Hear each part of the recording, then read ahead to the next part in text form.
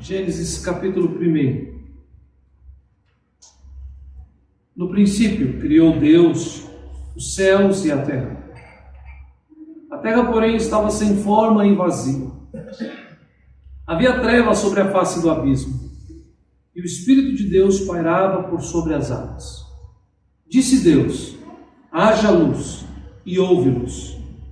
E viu Deus que a luz era boa, e fez separação entre a luz e as trevas. Chamou Deus a luz dia e as trevas noite. Houve tarde e manhã o primeiro dia. E disse Deus: haja firmamento no meio das águas, e separação entre as águas e águas. Fez, pois, Deus o firmamento, e separação entre as águas debaixo do firmamento, e as águas sobre o firmamento. E assim se fez. E chamou Deus ao firmamento os céus. Houve tarde e manhã o segundo dia. Disse também Deus: ajuntem-se as águas debaixo dos céus num só lugar, e apareça a porção seca. E assim se fez. A porção seca chamou Deus terra, e ao ajuntamento das águas, mares. E viu Deus que isso era bom. E disse: produza a terra relva, ervas que deem semente, e árvores frutíferas que deem fruto segundo a sua espécie, cuja semente esteja nele, sobre a terra. E assim se fez.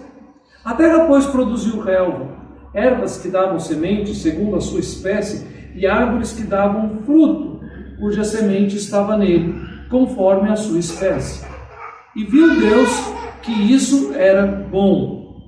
Houve tarde e manhã o terceiro dia.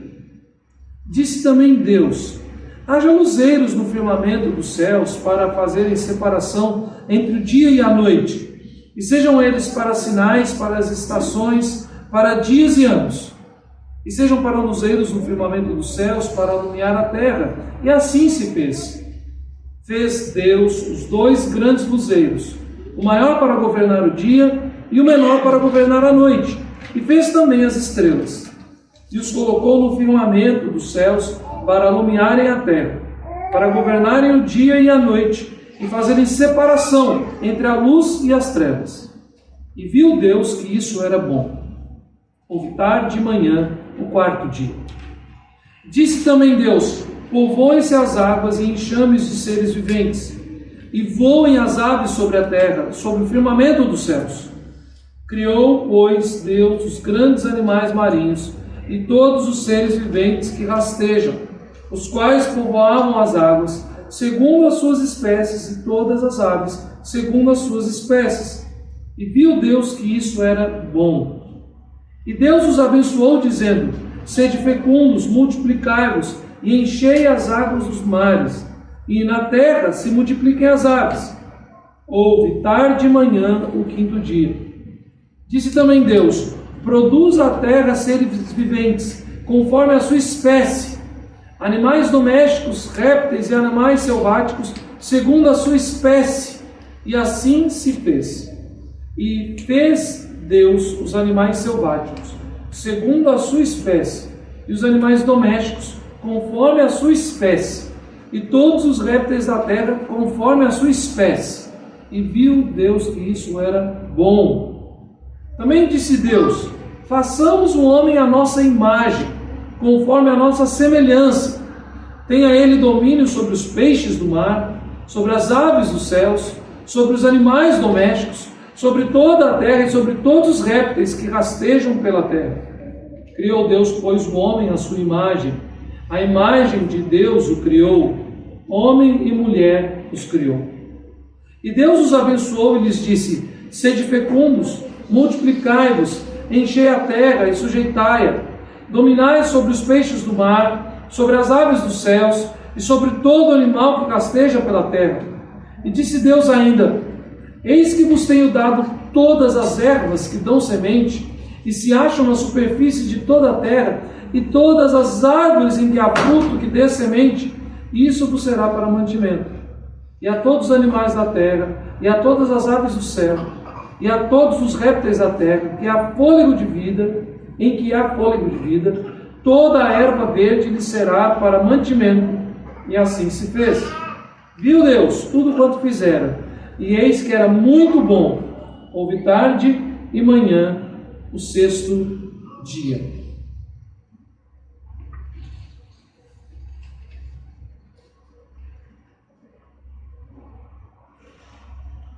Também disse Deus: façamos o homem à nossa imagem, conforme a nossa semelhança.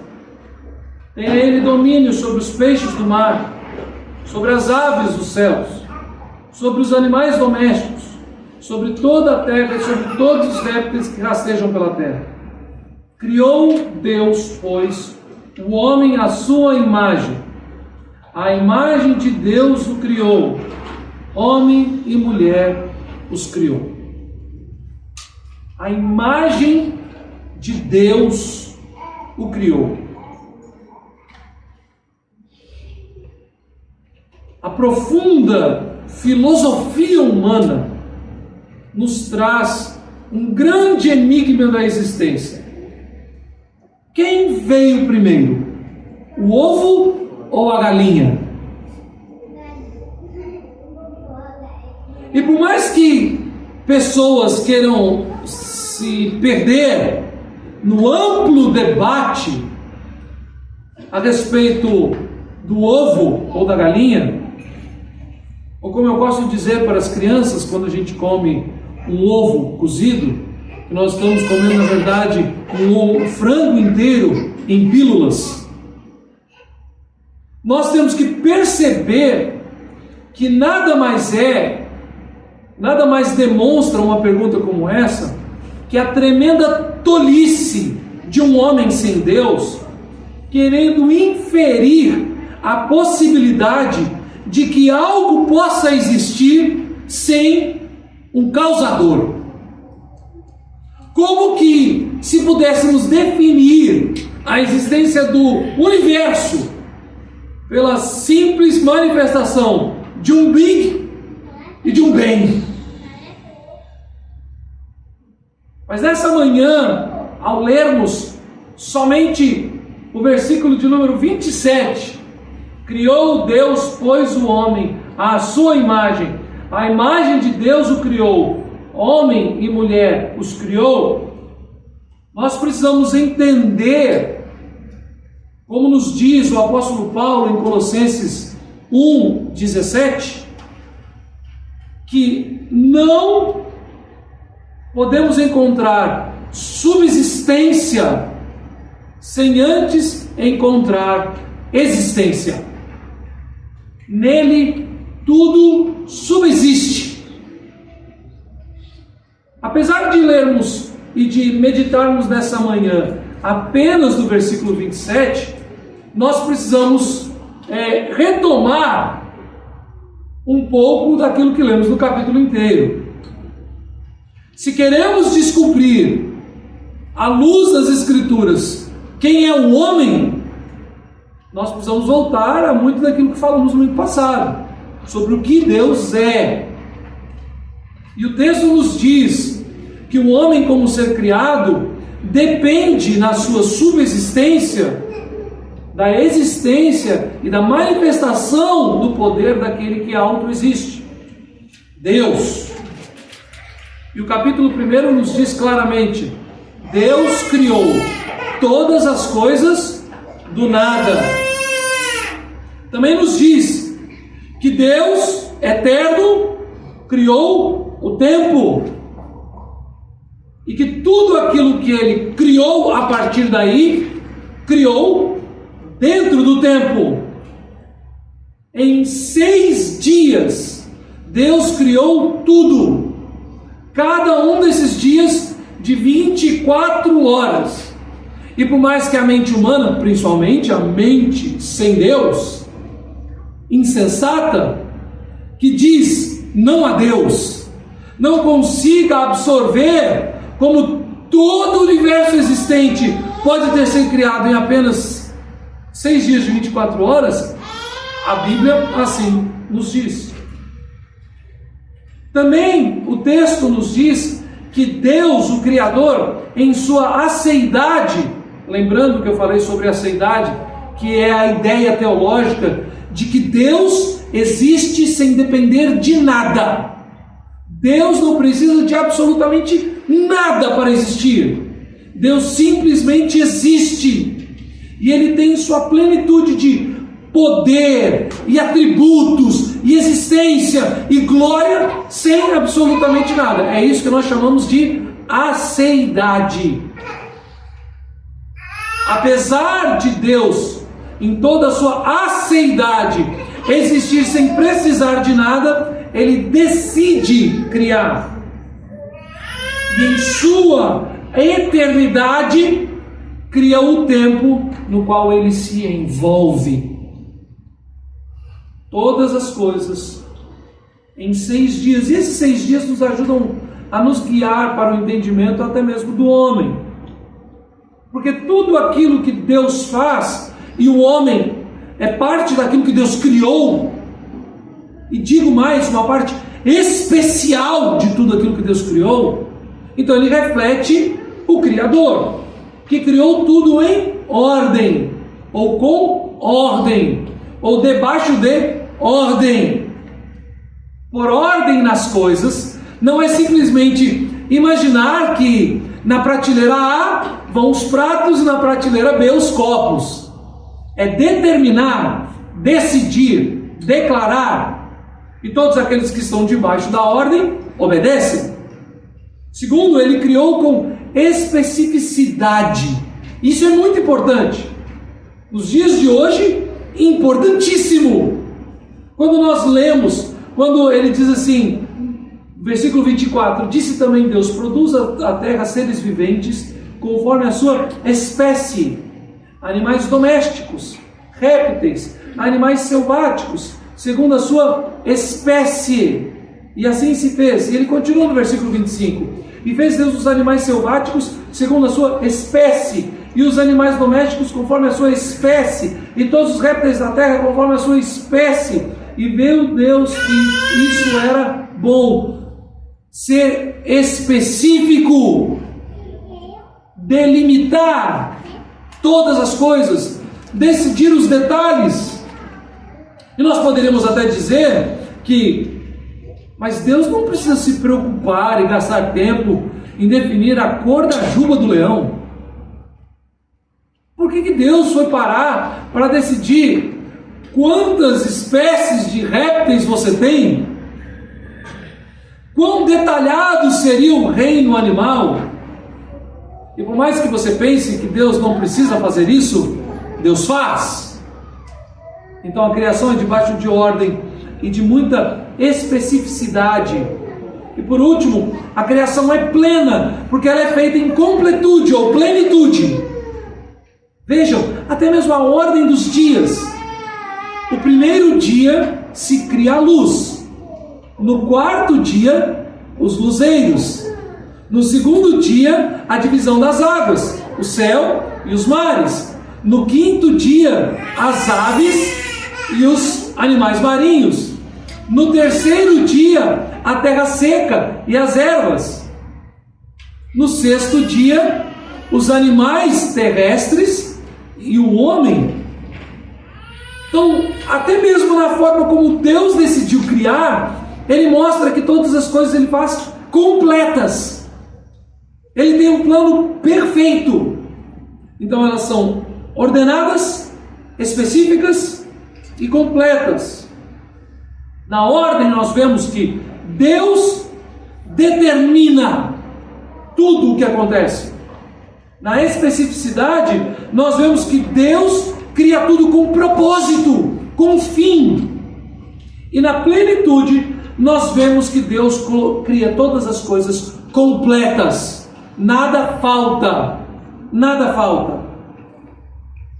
Assim, quando no sexto dia Deus tomou essa decisão, o conselho trinitário afirma, façamos, no plural, Ele decidiu criar um ser, uma única espécie, homem e mulher, macho e fêmea, que tivessem em sua alma e corpo os traços e atributos divinos, coisas que nenhum outro ser criado possui. Qualidades, especificidades que refletem, mesmo que de forma limitada, muitos dos ilimitados atributos de Deus. Nós não vamos listar hoje esses atributos, mas nós vamos nos manter na ideia inicial. O homem é a imagem e semelhança de Deus. Dentro desta ordem, dentro dessa especificidade e dentro dessa ideia de plenitude, Deus criou o homem à sua imagem. Homem e mulher os criou. À sua imagem os criou. Quando nós pensamos em imagem e semelhança, nós temos, às vezes, uma certa dificuldade de definir. Nós vivemos num mundo hoje onde nós temos até dificuldade de distinguir, muitas vezes, produtos originais de produtos copiados, falsificados. Assisti um tempo atrás um vídeo, eu falo muito desses vídeos aqui, desses tutoriais, é que eles me fascinam, mas um tutorial de um designer da Nike ensinando no vídeo a você distinguir um tênis original da Nike, que custa mais de R$1.000, e um tênis falsificado que custa menos de R$200. E quando eu, leigo, olhava o vídeo, eu falava, é a mesma coisa. Não dá para distinguir. Então eles vão mostrando os pequenos detalhes, como o detalhe da costura do símbolo, detalhe do solado e tal, o tipo de cola que eles usam, e aí você vai, realmente, no final do tutorial ele consegue chegar, é diferente. Mas não é sobre isso que o texto está nos dizendo. Nós também confundimos muito quando temos algum conhecido nosso que tem irmãos gêmeos. E a gente olha para um e para outro e fica assim, a mãe sempre sabe quem são, né? E a gente muitas vezes não faz a mínima ideia. Tem gêmeos que não são univitelinos, né? Então são bem diferentes, a gente até fica olhando. Gêmeos? Que falta de graça, nem parecem um com o outro. E o pior é quando a gente encontra famílias que têm trigêmeos, quadrigêmeos, e assim vai. A chance de serem univitelinos é menor, mas também não é sobre isso que a gente está falando. Será que nessa manhã, ao lermos o versículo 27 do capítulo 1, nós vamos falar alguma coisa sobre clonagem? A famosa e histórica ovelha Dolly, né? Será que é isso? Nós bem sabemos que imagem e semelhança nós temos, na verdade, é no reflexo. Então, se eu pego um produto falsificado e coloco do lado do produto original, quem tem um bom olho rapidamente vai saber distinguir. Mas se eu quero filosofar a esse respeito, e eu estou lá no banheiro escovando os dentes, e eu pego o tubo de pasta de dente e coloco ele contra o espelho, e eu tenho perfeitamente o tubo de pasta de dente sendo refletido, mas aquele reflexo perfeito e exato não é o tubo de pasta de dente. O pior é quando somos nós, não é mesmo? Quando nós nos olhamos no espelho. E todas as vezes que eu saio do banho, o banheiro nosso tem um espelho, grandão assim em cima da pia, e facilmente ele reflete toda a minha careca. E eu percebo que meu cabelo vai caindo cada vez mais. E eu vou percebendo que as olheiras vão se afundando. E eu olho, e tudo que eu queria é que aquele reflexo não fosse exatamente, aquele espelho estivesse me enganando, mas que eu não me engane, aquele é o meu reflexo. Não sou eu, mas ali está o meu reflexo. Mas para que haja reflexo, é necessário duas coisas, ou são necessárias duas coisas. A primeira coisa que nós precisamos para o reflexo é luz. Sem luz, você pode ter a figura para ser refletida, mas não há reflexo sem luz. Reflexo é a manifestação da luz em algo que possa refletir, seja um espelho ou seja na água. Existem várias coisas que refletem. E nós sabemos aquilo que a palavra de Deus nos ensina e que as palavras do Evangelho de João, no capítulo 8, versículo 12, ainda deixam mais claras, que o próprio Jesus diz: eu sou a luz do mundo. É uma relação direta. João, o Evangelho de João, ele é impressionante o quanto o Evangelho de João se relaciona com os 3 primeiros capítulos de Gênesis. O Evangelho de João parece muitas vezes, ou é para nós muitas vezes, não é só uma aparência, ele é quase que uma exposição de teologia bíblica dos 3 primeiros capítulos de Gênesis aplicadas à pessoa de Cristo. E João então diz nas palavras de Jesus, quando Jesus diz: eu sou a luz do mundo. É impossível reflexo sem luz. É como você ter o mais precioso, o mais caro espelho do mundo dentro de uma sala escura. Ele jamais há de refletir. Mas da mesma forma que nós necessitamos da luz, nós precisamos do ser, daquilo que é refletido. E como nós já ouvimos e conhecemos, isso foi citado aqui de Colossenses 1,17, nós sabemos que é impossível que exista o reflexo ou a imagem e semelhança de Deus sem que haja Deus. Ou seja, a existência humana, ela é totalmente condicionada a Deus, porque não só nós somos imagem e semelhança dele, mas como para que haja qualquer reflexo, é necessário que haja luz. E ele não só é o criador da luz, quando ele diz haja luz e houve luz, mas o nosso Deus, ele é a própria luz. A imagem que nos é plena, a imagem em Cristo, na verdade, a imagem de Deus sobre nós, nesse sentido, que temos o ser e temos a luz, é plena, é total. Deus nos criou para revelar plenamente no homem, no ser criado. Mas esta imagem, nós bem sabemos, foi corrompida, destruída, embaçada, trincada pela queda do homem. Romanos 3 nos dá luz a esse respeito. Romanos 3, versículo de número 23.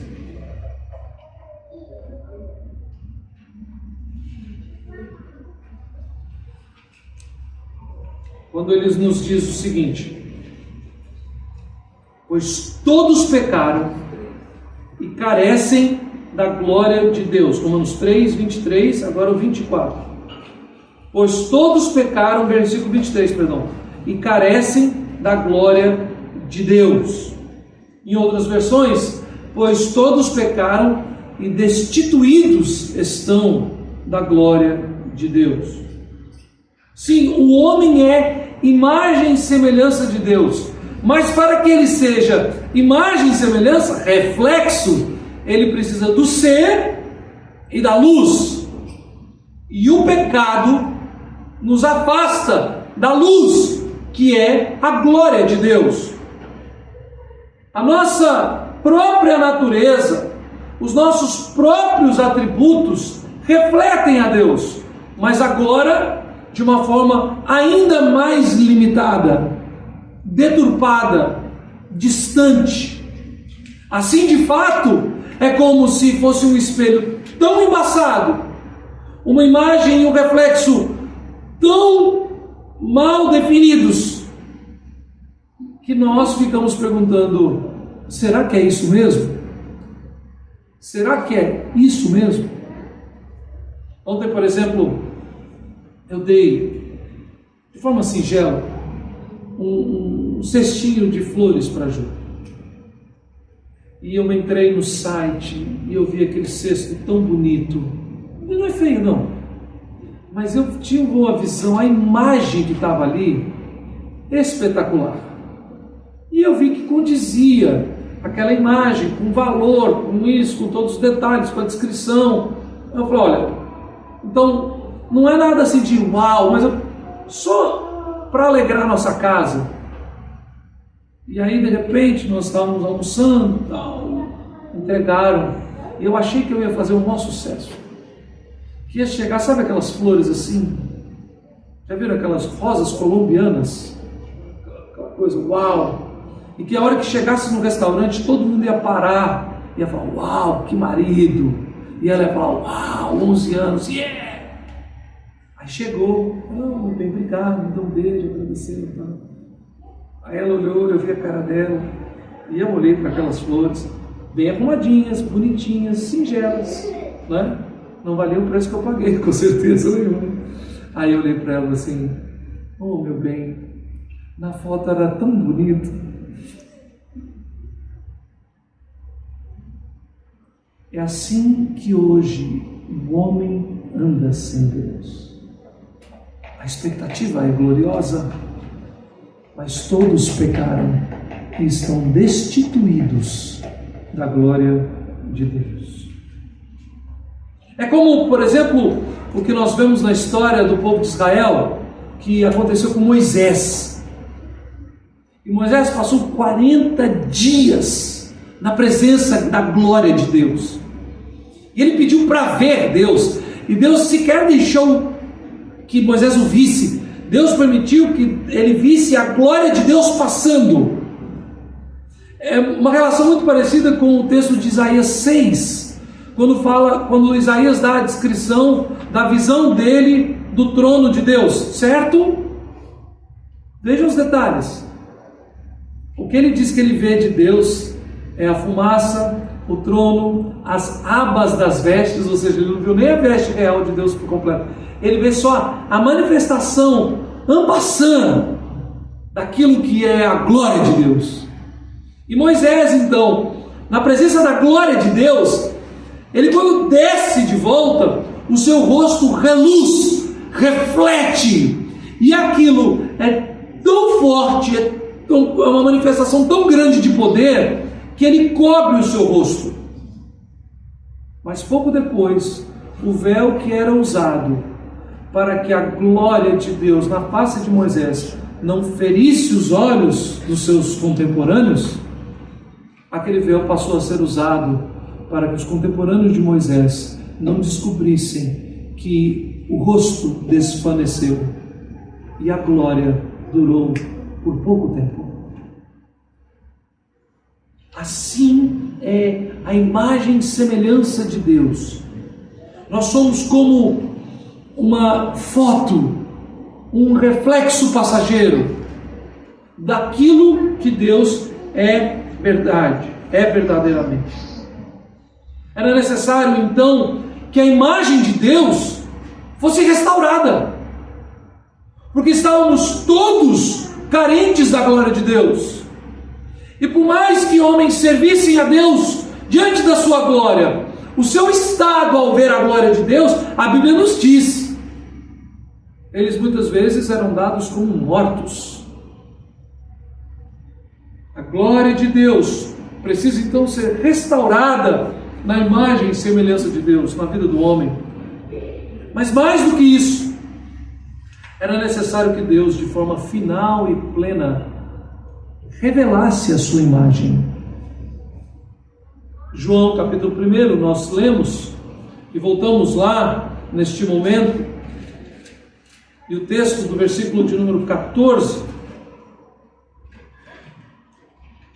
é que nos faz a maravilhosa afirmação: e o Verbo se fez carne e habitou entre nós, cheio de graça e de verdade, e vimos a sua glória, glória como do unigênito do Pai.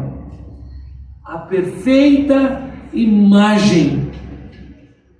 E nisso nos vem o questionamento: se Cristo é a exata expressão da glória do Pai, o que era Adão, mesmo antes da queda? O que era Adão? Se Adão e Eva foram criados à imagem e semelhança de Deus, mesmo antes da queda, eles não eram o que Cristo é.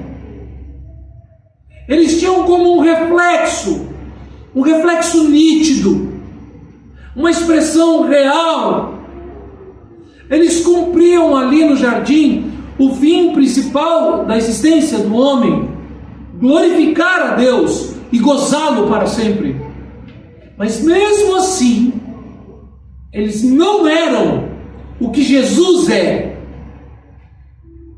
Não só era necessário a manifestação de Deus, envolvendo-se com a criação de um ser especial como o homem, que foi criado à imagem e semelhança de Deus, mas era necessário para a plenitude da criação que Deus se fizesse homem.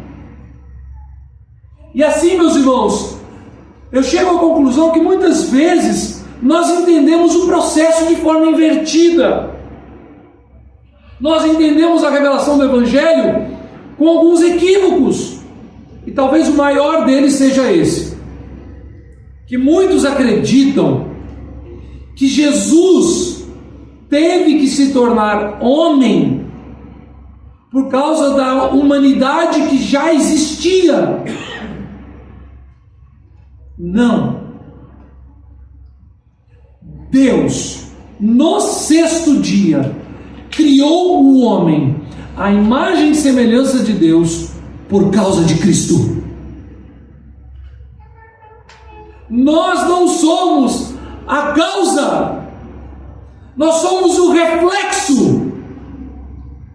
Nós somos criados porque Cristo haveria de se encarnar, trazendo a plenitude da criação. Vejam, nada mais foi criado. Prestem bem atenção disso. Plenitude em 6 dias. Mas o tempo da encarnação de Cristo é chamado da plenitude dos tempos. Então, quando eu digo que Deus criou o tempo e criou tudo no tempo, isso nos traz e deve nos remeter e nos fazer a mente caminhar, que a plenitude dos tempos, ou seja, a plenitude daquilo que Deus criou para fazer toda a existência dentro do tempo, é a encarnação da segunda pessoa da Trindade. Então, a criação é completa, perfeita, plena em Cristo Jesus. Nenhum homem veio a existir para que depois Jesus viesse e falasse: olha, eu tenho uma compaixão tão grande pelo Carlos, que eu vou me fazer homem para morrer no lugar do Carlos e salvar o Carlos. Isso pode até ser colocado num tom de poesia e parecer bonito aos nossos ouvidos, né? Mas não foi por isso. O Carlos só existe como homem completo porque Deus na eternidade escolheu fazer Cristo homem, para que Deus se encarnasse. E nós lemos, meus irmãos, não sei por que cargas d'água, mas o capítulo de número 8 da Confissão de Fé de Westminster tem se tornado o meu predileto. O meu predileto. E é difícil você escolher, né? Como você tem uma caixa de chocolates sortidos e você tem que ficar vendo qual que é o melhor, né? Você não perde. Aí você experimenta mais de um, você esquece o gosto do outro. Mas o capítulo número 8, vejam o que nós lemos nessa manhã. O Filho de Deus, a segunda pessoa da Trindade, sendo verdadeiro e eterno Deus, da mesma substância do Pai e igual a Ele, quando chegou o cumprimento do tempo, tomou sobre si a natureza humana com todas as propriedades essenciais e enfermidades comuns, contudo sem pecado, sendo concebido pelo poder do Espírito Santo no ventre da Virgem Maria e da substância dela, as duas naturezas inteiras, perfeitas e distintas, a divindade e a humanidade, foram inseparavelmente unidas em uma só pessoa, sem conversão, composição ou confusão. Essa pessoa é verdadeiro Deus e verdadeiro homem, porém um só Cristo, o único mediador entre Deus e o homem. Irmãos, a humanidade veio à existência no 6º dia da criação, para que a criação fosse completa na esperança da vinda de Cristo Jesus. Mesmo antes da queda, a plenitude do tempo e a perfeição da criação estão em Jesus. Jesus não é o resultado do pecado. Jesus é, na verdade, o causador da existência. Jesus Cristo é o perfeito, e nós, que somos imperfeitos como reflexo, seremos feitos perfeitos como Cristo. O desafio para nós nessa manhã, então, é o seguinte: a vocação cristã é ser humano por completo. E digo mais: a vocação cristã é refletir a Cristo. A vocação cristã é ser reflexo de Deus. E isso, meus irmãos, é muito além da imitação. E eu sei que é um texto clássico nas Escrituras, inerrante, infalível, aonde o apóstolo Paulo usa, na tradução da língua portuguesa, sede meus imitadores como eu sou de Cristo. Paulo não está falando só sobre imitação pura e simples, sobre você ficar assistindo até imitar. Não tem nada a ver com essa ideia, por exemplo, de um ator que estuda muito o personagem que ele vai interpretar. Mas ele está falando sobre o termo imitação ali, é exatamente o que acontece com os nossos filhos e o que aconteceu conosco. Alguns meses atrás, teve um casal que contou aqui conosco, né? Eu já vi acho que 2 vezes, o Tiago e a sua esposa. E aí, meu pai tinha estado em Patos, né? Pregando. E aí o Tiago veio brincar comigo e falou assim: pastor, eu falei com a minha esposa que enquanto o senhor prega, se fechar os olhos, a gente acha que é seu pai que está pregando. Eu nunca tive uma aula de pregação com meu pai. Eu nunca tive alguma orientação: meu filho vai por aqui, faz isso, faz aquilo, etc e tal. E eu confesso a vocês que eu nunca decidi, vou estudar a oratória do papai e fazer. Não, nunca fiz isso. Mas eu sei, eu reconheço que muitas vezes eu me expresso como ele. Os nossos filhos são assim conosco, eles nos imitam. Mas não porque eles criam regras aqui e ali, mas porque naturalmente na convivência eles vão se tornando mais e mais igual a gente. E é uma faca de 2 gumes. Filhos que estão em relação de harmonia e amor com os pais, quando escutam, isso me lembra muito do seu pai, eles se alegram. E eu digo para os irmãos que também muitas vezes, quando eu vou à igreja de origem de minha mãe, que é lá em Campinas, interior de São Paulo, ainda, né, hoje eu não sei quantos estão vivos, mas quando eu morei lá em 2001, ou seja, há 23 anos atrás, as senhoras da igreja e contemporâneos da minha mãe, lá quando você fala, a gente está vendo sua mãe aí, é a mesma cara, é a mesma coisa, não sei o quê. Eu sempre achei como um maior orgulho, eu recebi isso como a maior alegria da minha vida.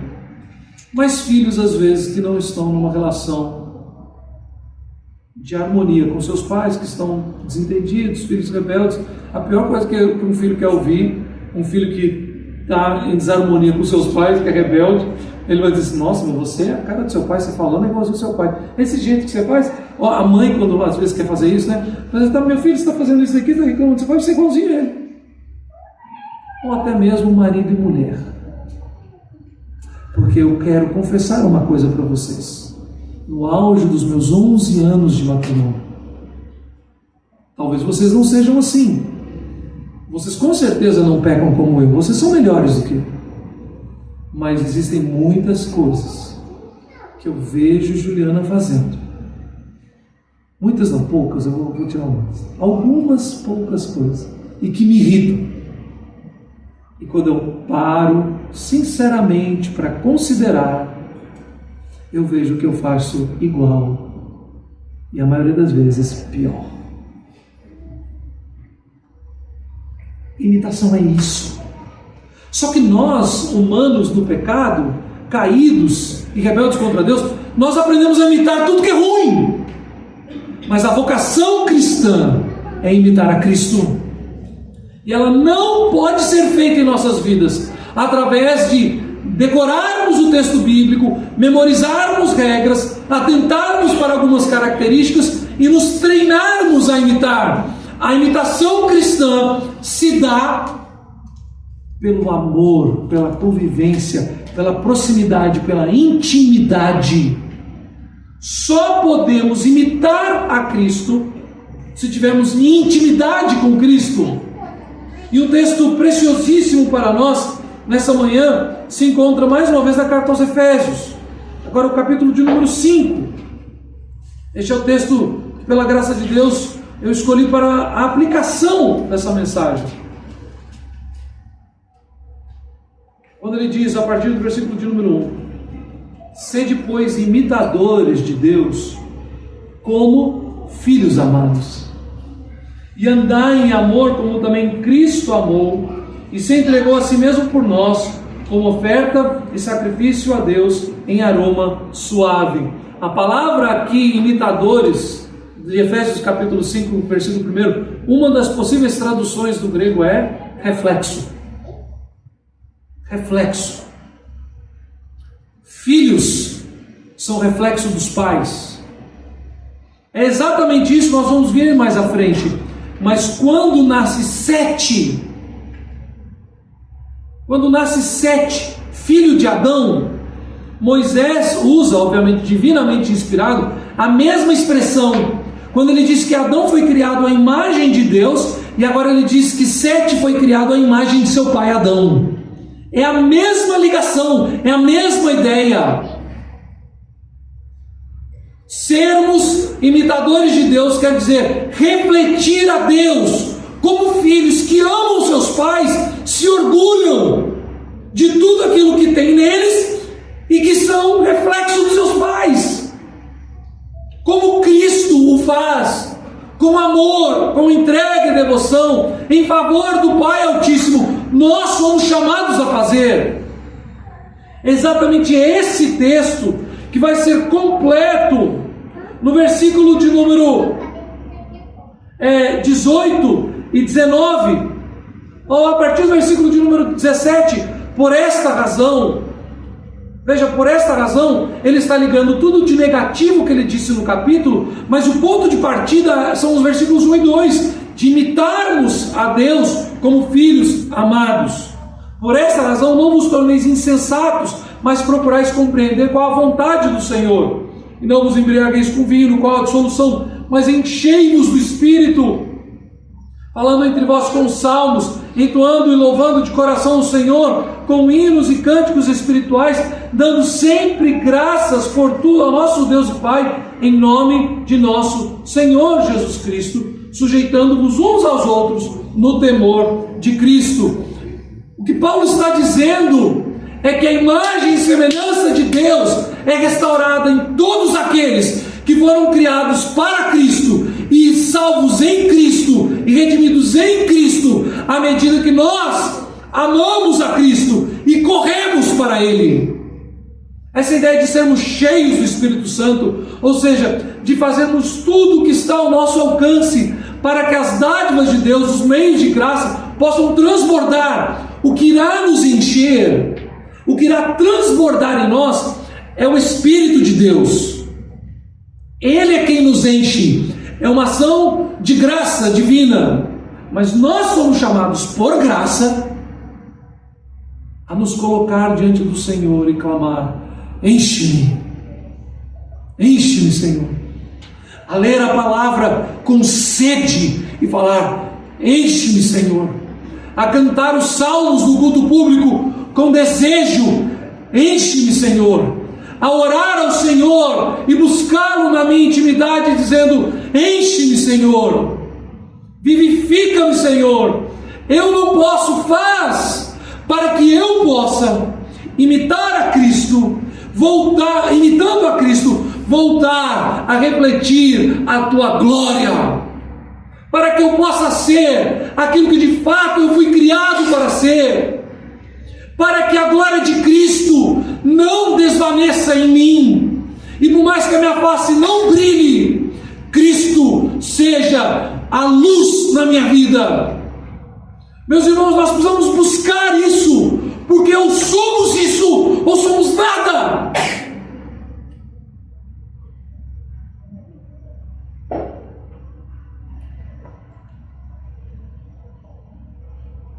Diz que um grupo de psiquiatras foi visitar um